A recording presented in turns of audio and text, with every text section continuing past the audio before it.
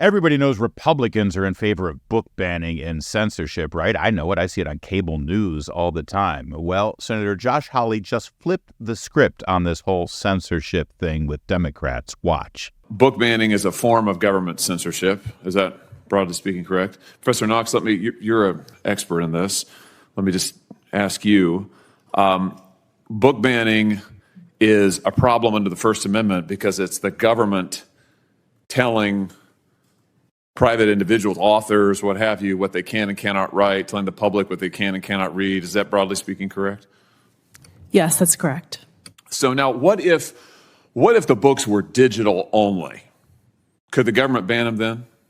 So no hard copies, no physical copies, it's just digital books. Could the government engage in book banning then under the First Amendment? No problem. No, that's about a format of the particular book, and that really doesn't matter when it comes to whether or not government is banning a book. Okay, what if the government made a list of authors whose books it wanted banned, and also went to all of the publishing houses in America, the government did, and said, do not publish the books by any of these authors or we will punish you? Is that a problem under the First Amendment? My hope is that the government would not be involved in the decisions of a private company. Good. I would hope so too, but apparently that is not the case in the United States of America today under this administration, because the hypotheticals I've just given you aren't hypotheticals at all. They've happened, and we know that they are happening. The Fifth Circuit Court of Appeals just ruled in a case, Missouri versus Biden. I'm sure you're all familiar with this.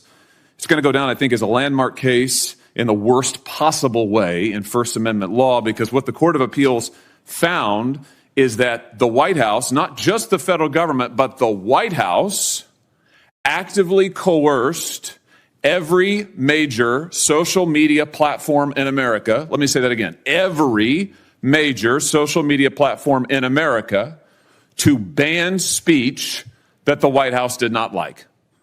What are we talking about here? Well, we're talking about speech on the COVID-19 pandemic, speech on the 2022 congressional elections, speech related to mask mandates, speech related to vaccines. What did the White House do? Well, over a period of years, they met with on a regular basis the leaders of social media companies and demanded that the speech they did not like be taken down. They further demanded that these same social media companies amplify the White House's speech. Amazing. So take down all of this speech that we don't like, amplify our own speech. Unbelievable. What kind of speech are we talking about? Well, for example, not just public officials, but parents. Here's an example from my state, the state of Missouri. I'm reading you from the opinion here. One parent who posted on Nixdoor.com, which is a site operated by Facebook, posted an online petition to encourage his school to remain mask optional, found that his posts were removed without notifying him, and his friends never saw them. Another parent in the same school district who objected to mask mandates for school children responded to Dr. Fauci on Twitter and promptly received a warning from Twitter that his account would be banned if he did not delete the tweets criticizing Dr. Fauci's approach to mask mandates. These objections, amazingly, this censorship was taken at the direct behest of the federal government, the direct behest of the Biden administration. Professor Knox, is this a violation of the First Amendment? Only a judge can make that determination. And a judge has. I'm glad you said that. Multiple judges.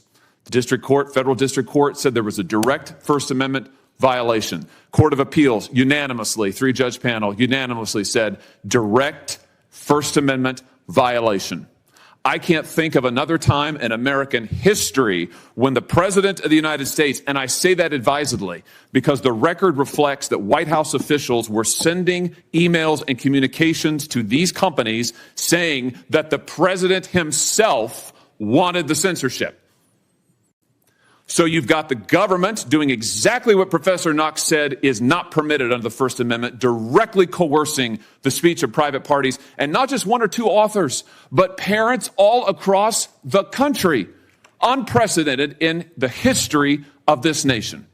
So I'm glad we're having this hearing today. I hope that we will have more like it to expose the censorship happening at the highest levels of our government. Mr. Chairman, I'd ask that this opinion, this judgment by the Fifth Circuit, Missouri versus Biden, be entered into the record in full. Without objection. I will leave it there. I know there are other Senator Kennedys here who want to ask questions, but I just want to say for the record that this kind of censorship is un-American, it is unconstitutional, and I hope it will go down as a sad chapter in American history that we can close here and now. Oh, that is just beautiful. First, he gets them all to agree how horrible censorship is and how the First Amendment has got to be paramount, and then literally exposes the President of the United States, Joe Biden, as the worst censor of all. Thank you. It's about time we actually exposed their hypocrisy, because here's the bottom line. The Democrats, the Biden administration, the liberal left in this country, they're not in favor of free speech. They're in favor of their speech. They're okay with censorship if it's your ideas, if it's your thoughts, if it's your speech.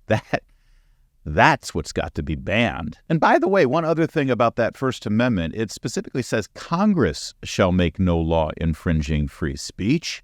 That would be the federal government. If your local school board actually wants to discern and use their judgment about what books should be in front of your children, that's not censorship. That's not banning books. That's just exercising judgment, and it's not against the First Amendment. Meanwhile, the Biden administration is literally censoring Americans' voices, trying to stop newspapers and websites from talking about COVID-19 and the vaccines or his son's criminal activity. They are literally engaging with these social media companies to censor, delete, and suspend anybody who goes against what they want said. That's not just censorship. That's tyranny.